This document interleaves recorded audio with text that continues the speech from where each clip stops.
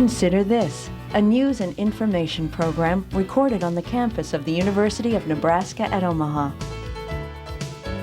From the Fireside Lounge in the Milo Bales Student Center, here is your host, Carol Schrader. Hello and welcome back to Consider This, the first show after the 2002 election. And we are so fortunate today to have as our guest Senator Ben Nelson, because what he says about what happened and what's ahead, we need to know, at least his thoughts on it, see how they jive with the president's. Hello to you, Senator. Carol, it's good to be back with you. What is your, I know you don't want to, tear this whole election to death, because we need to move on, but just, a gut reaction as a senator and a Democrat. What is your reaction to the power situation?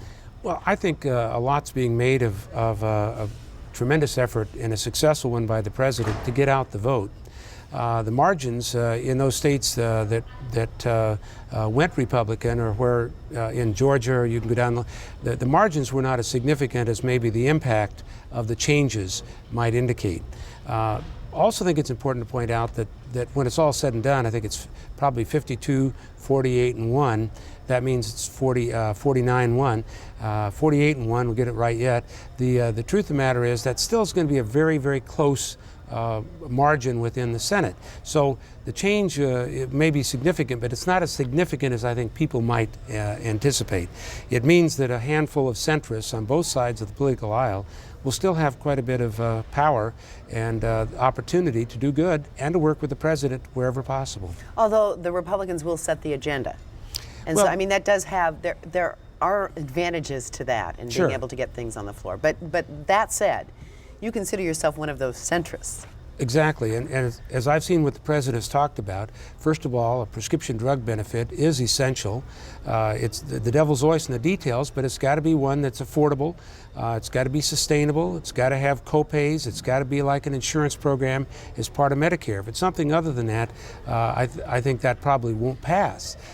Secondly, his emphasis on homeland defense and getting that bill through is absolutely a primary goal of mine. After all, I mean, I'm the one that's had the centrist alternative. And we're going to elaborate on that a bit. And so, and I think that will pass. Obviously, I want something to get done. And then when we talk about making the tax cut permanent, certainly we ought to make permanent the estate tax repeal, because you've got to be able to plan estates on that. I'll have to take a look at what his budget is, what the numbers are, and whether we erode Social Security or whatever impact there is, particularly with the war and the needs, before you start talking about making the overall tax cuts permanent. I don't know what that means yet. I'm not against it. See, I've never really. Maybe I've covered, some of the candidates going around in the congressional races and whatnot, and I keep hearing permanent tax cut, and I try to do a web search on it and kind of, what does that mean? And I'm not real sure. Well, I don't know what it means for sure. That's why I've got an open mind about that. I know when I left as governor, we cut the sales tax by 0.5 cent. I thought that might be permanent.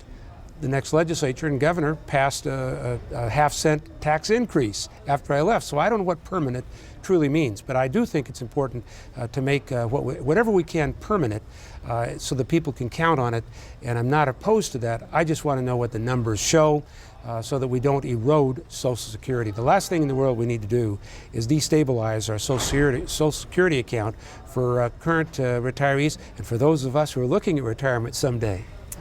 Sooner than later. Sooner for me, later for you. Well, we'll elaborate on some of these things, but in the first news conference after the election results, President Bush said that his top priority was Homeland Security. Then followed by job creation, and permanent tax cut came under that. But let's talk about Homeland Security. You helped bring Tom Ridge into Nebraska this month, and he seemed very impressed with Nebraska.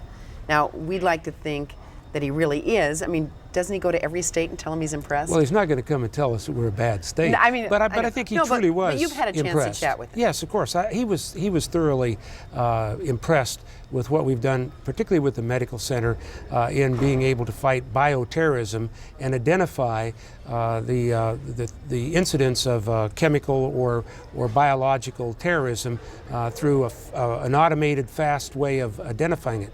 When I had to be tested for anthrax, it took several days. They lost our results for a while. It took a while to get those back. But I could have known nearly instantaneously with the technology that we have here on our campus, medical center, that could detect anthrax, smallpox, any other kind, sarin gas, any kind of chemical or biological agent that could be used as a weapon of mass destruction. He was very impressed with the technology, the amount of progress that we had made in being able to deal with that compared to many other campuses in other states. Nebraska did make some good choices in applying for CDC funds early on before 9/11 and made use of them that fit really well with the threats we're now facing. Well, absolutely, and we've been very supportive of that effort. I'm glad that back in 1997, while I was still governor, this is a business where virtue can't be its only reward, so I've got to remind people, but back in 1997, we were able to put together the laboratory by combining the Department of Health and other laboratories in state government into the university's medical center's laboratory that gave us then the resources to be able to do what we've been able to do here. We might not have been able to do it if we hadn't had those combined resources. So we've been able to take those and do those in a very positive way. And then our office has worked in Washington to get some additional funding, and we're working to get further funding to help grow this effort into something that can help us not only here at home, but nationwide. And that's certainly a matter of pride, but it's a matter of necessity as well. Don't want to dwell too much on this aspect because there's so much to talk about Homeland Security. We could do 10 shows on that. But the thought of the Med Center wanting correct me because I know on level 4 lab in other words, it's a heavy-duty lab of which there are only a few in the country, that's right. In fact in the world, that could handle doing research with the more dangerous live entities such as anthrax, smallpox, etc. And or the chemical side as well. Now the truth is what we can do is coordinate activities and become associated with the Center for Disease Control out of Atlanta. Having redundant capacity and having off-site from Atlanta facilities such as what we would have here would be not only good for Nebraska, our medical center, but it clearly would be good for the country. We ought not to be the only one, but we ought to have several of these, but a limited number at that, maybe 3 or 4 around the country so that we have the capacity to deal with it, and also that we don't have just one location because of the terrorist activity that we experience today. It's better to have redundant locations. It's the same concept as when we store banks of genetic material That's and correct. seeds and whatnot around the world. You never leave it in one place. What we've got today is probably running counter to what we've always sort of moved towards. Centralization, so you've got efficiency, the best use of funds and stuff like that. Economy of scale. Economies of scale. But now economies of scale pale by comparison to the need to have diversity of location for our capacity in these very important areas, because a terrorist action could take out a single location. We know that, therefore I think you're going to see a different approach come out of Washington in many of these areas, and this is a critical one. One of the things that we're very far in that regard, that central lab and the even the stockpiling of medications and things that we've done in Omaha and to a lesser degree in other parts of the state.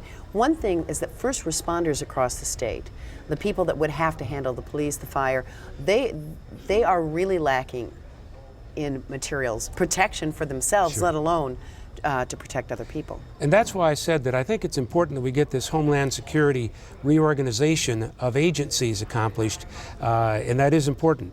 But that's number 2 to getting funds out to the local governments and the local first responders so that they're able to do whatever needs to be done. If you can't do it at the grassroots level, then having all these other organizations under the same umbrella becomes less important.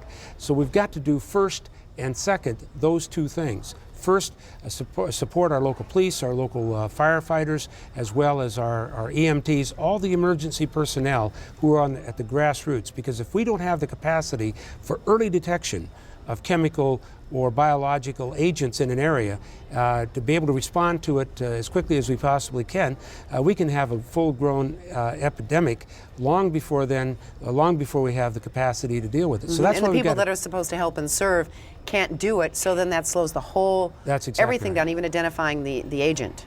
Even a dentist facing a full mouth of cavities has to start with a single tooth.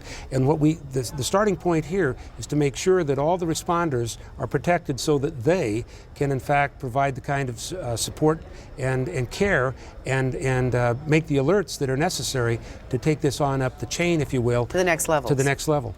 Now, Tom Ridge, our Homeland Security Director, has cited your and I'm sure other senators are kind of in on this, but your interest in breaking the logjam and your ideas on it. Could you elaborate briefly before we move on to 80 million other topics? Absolutely. I'm happy to, because I think sometimes you get confused about what's going on in Washington because you hear about logjams. We hear the whole thing about the unionization of employees and all that, and so I don't really know what the issue is. I don't know what the logjam actually is. Sure. The logjam is that the Lieberman bill, it came out of committee, and it came out of committee not on a partisan vote, but came out on a bipartisan vote, supports the unionization to a significant extent.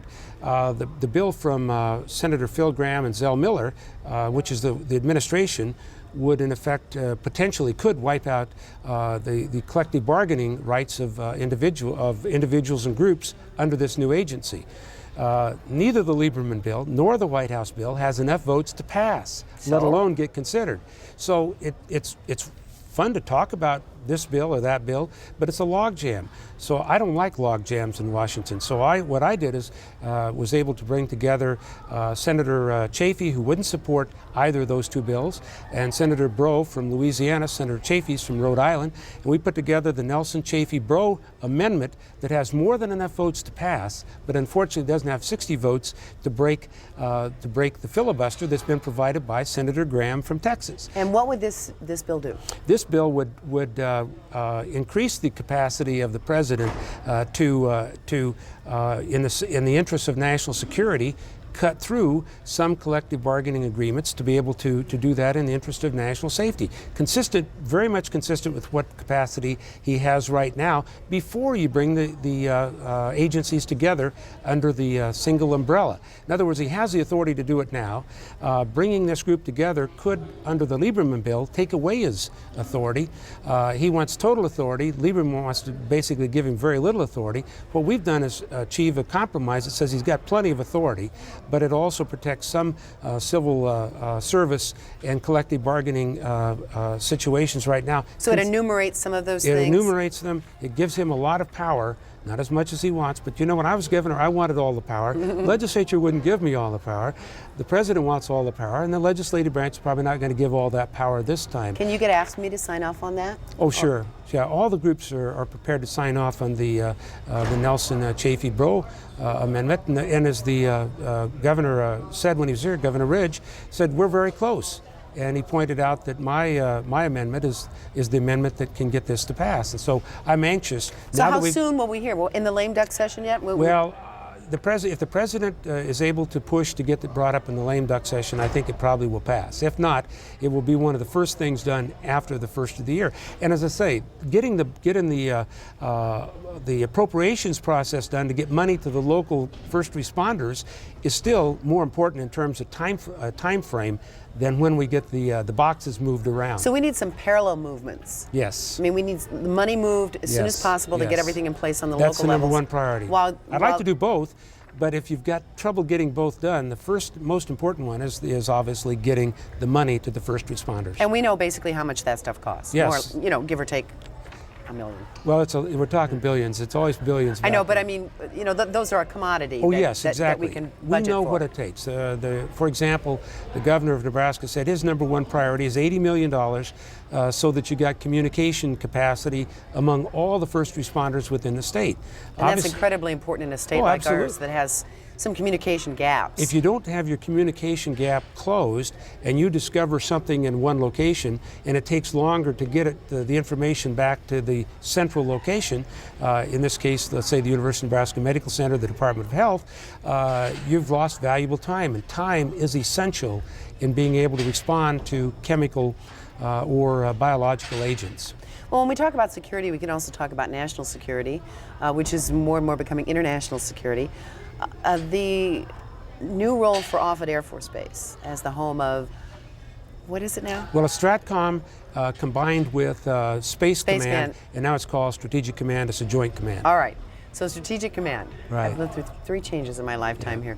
How important is Offutt now, and is Offutt fairly assured, assuming everything, the job is done right down there? In answer to your questions, first of all, it's very important, and secondly, yes, it does assure the future of Offutt for some foreseeable future.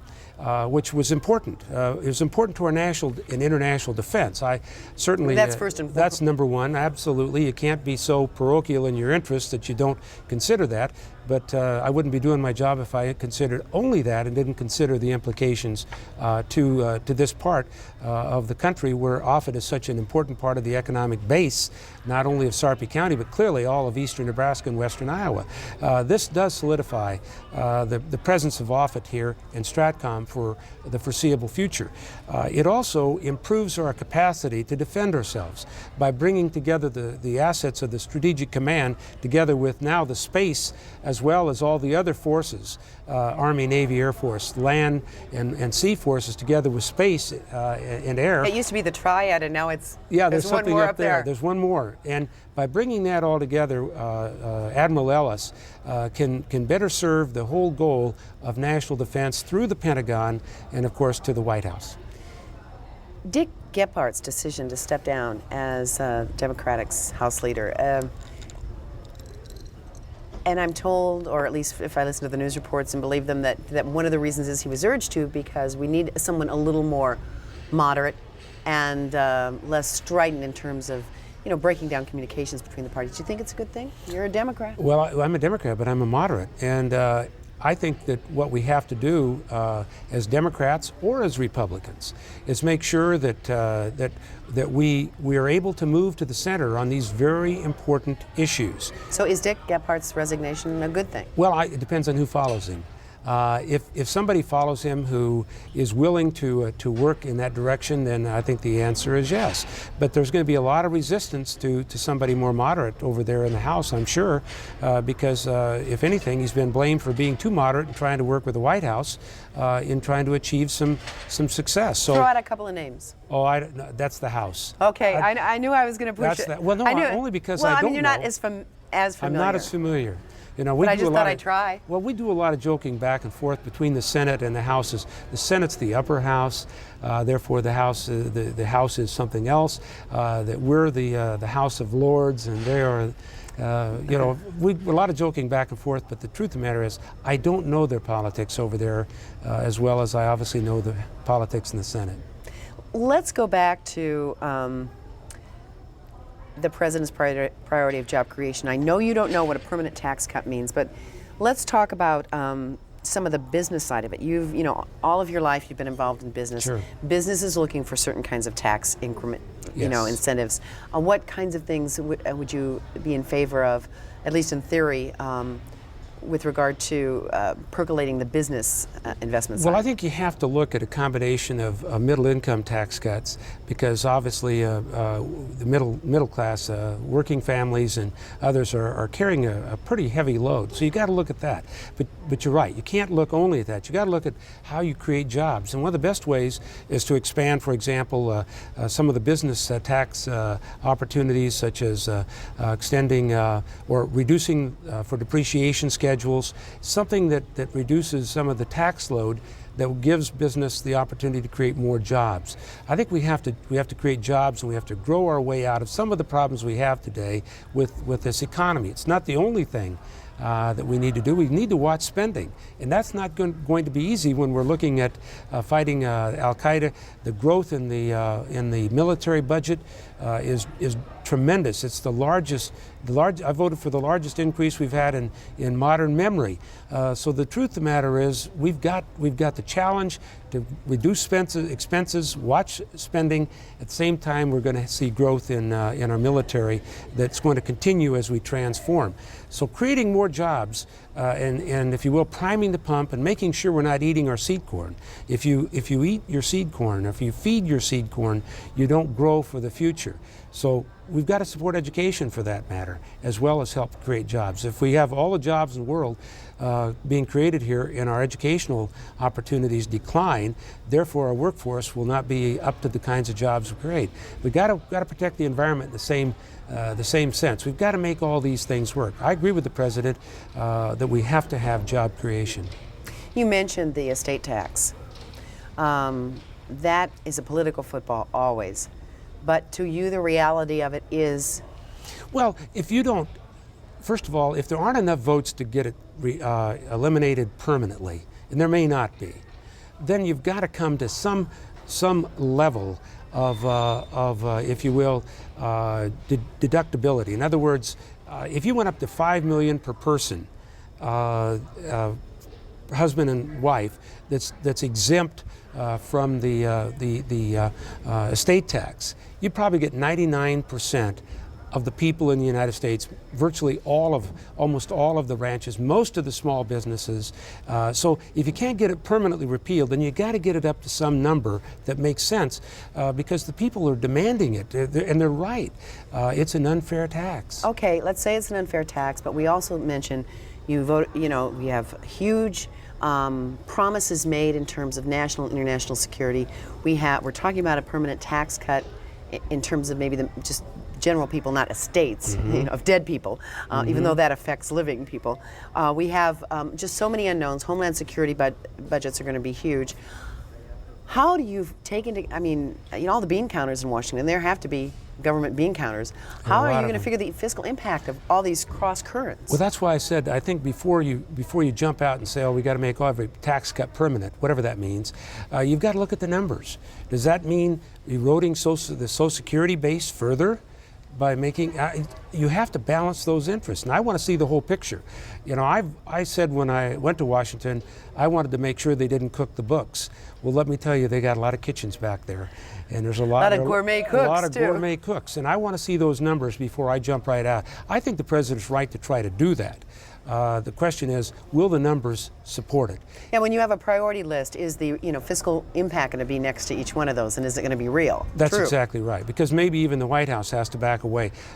Making what tax cuts permanent? Maybe not every tax cut permanent. Maybe, I don't know. Maybe raise the estate tax minimum somewhat and do something else, and then balance these things out, because I don't want to have to come back and tell my good friends George and Lee, we couldn't do a prescription drug benefit for you because we didn't have enough money. I don't want to tell them that we had to cut all the physicians' Medicare reimbursement, which is planned right now, to the point where many physicians are turning away. Are going to drop them from from their caseload, or heaven forbid if they have to go under Medicaid. There's no money for Medicaid. You've got to balance all these interests, and that's why you have to see a budget all together. The president's right to talk about it in isolation, but when we consider it, we have to consider it all together. When I say that, that's not code for raising taxes or delaying tax cuts.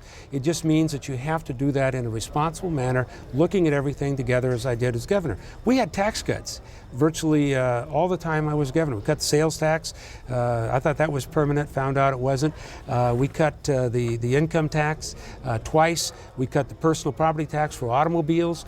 We cut the cost, the workers' comp, unemployment tax. We cut that, and so I think you have to do that in the context of an entire budget. It'd be very difficult to get tax cuts in Lincoln right now. The question is, are they going to be able to balance the budget some other way? Okay, the sands through our hourglass are passing very quickly. Regarding Social Security, one of the things that the privatization of part of Social Security. There are some real mixed feelings even on the part of those who are receiving now or soon to receive in terms of the vulnerability of seniors and who will handle that privatization when they're older and keeping track of it? And are there going to be scams? I mean, there's a lot of question marks left that leave people a little concerned. Well, I think Even though right. in theory Well, in theory, I think we all would like to see it privatized so you could get all the money coming in, you'd make all the profits that were made in the 90s. But no one would like to take the losses of the last year or two. And that's the problem. You shouldn't put the American people in a position where they have to decide whether they can retire based on what their Social Security account is because it happens to be in a down period, assuming that there will be an up period. And so I think most folks today recognize the privatization of Social Security has to be as follows. Your Social Security trust fund has to be invested the way that it is right now so that you can count on it. But we ought to expand the ability of people through IRAs and through 401ks that are now turned into 201ks and 101ks. 101ks. Exactly. That they have that opportunity to take the investment risk there. But I don't know very many people that want to take principal risk with their Social Security account today. And I just don't know that there are many people that want to do that. They are prepared to take some interest rate risk, and they would take some principal risk on the 401ks. But I think if you ask most people today if they really wanted to have their Social Security return be about what it's been on their 401ks and some of their best investments, they probably tell you, no, I don't think so. I think you've got to have one plan that is secure, that you can count on. You can literally take to the bank and expect to get from each month. We have less than 2 minutes left. Regarding the prescription drug benefit, or making it so that older people can buy their drugs, what are the one or two things that you would have to have in a bill to vote for it? Well, you'd have to have it so that it's within the budget of the $300 or $400 billion that's been set aside for it. You'd have to be within that. Okay. It would have to be sustainable. In other words, I wouldn't want the premium to be $20 a month for the first 2 years and then $50 a month afterwards and find out that you gave away too many benefits and you didn't have enough income coming in and therefore you couldn't support it. It's got to be sustainable. How can you figure that out? Well, actuaries do that. And so you let actuaries help you make those decisions. So you're going to be guided by that, the sustainability. Sure. And staying within the budget. Absolutely, and then it's got to be a true benefit, and it needs to be part of the Medicare program. That doesn't mean it can't be administered by the insurance industry. The health insurance industry has said today, we'd love to write that, but we can't. Not that we don't want it, we can't. And therefore to say, well, let's turn it over and make them do it, just simply won't work. I have to bring up the last and probably the most important thing in the scheme of life. Sure. I understand that you would like one of the president's priorities this year to be giving you a new nickname. Oh, absolutely. That you're not happy with Nellie. And I say this tongue in cheek, it's not the end of the world, but Nellie's kind of gotten into your Nellie Fox was a great baseball player, but I'm always worried that my opponents are going to call me Nervous Nellie or something like that. Okay, so how are you going to get this taken care of? I've already offered to him things like Tiger or Hunter or something far more macho. And you want a little musical? El Tigre would be okay. A little musical background? Possibly well, I want the Tunnel Walk. Played whenever your name's Whenever announced. my name's mentioned, I want the Tunnel Walk. Well, I wish you good luck on that one. Thanks. You might have better luck with some of your other concerns. I want to thank you for joining us. Thank you, Carol. This Good to week be on with you. Consider This, Senator Ben Nelson. And remember, if you'd like to see this on a webcast, replay the show, or someone didn't get a chance to watch it, go to unotv.unomaha.edu and click a few times. Thanks for joining us.